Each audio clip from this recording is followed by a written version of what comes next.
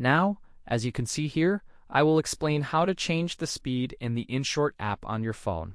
It's simple and easy, so let's get started right away. On your phone, as you can see, first, we will add your video. Yes. After that, we can proceed to the next step. After we add the video, we click on it, as you can see, to proceed with editing now. Next, we will look for the speed option here, as you can see, and then we will click on it. Here, you can increase the speed as much as you want, or decrease it to suit your needs. Or decrease it. We need to increase it, for example.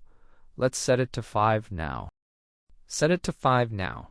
We have set it, and here you can also adjust it, just like with the curves for your video speed. As you can see, it works well. You can start off with very fast speeds if you prefer that. Start with fast video speeds, then we can add less later. For example, you can easily slide this down, and we will adjust the settings accordingly here. As you can see, the video starts off very fast, then slows down.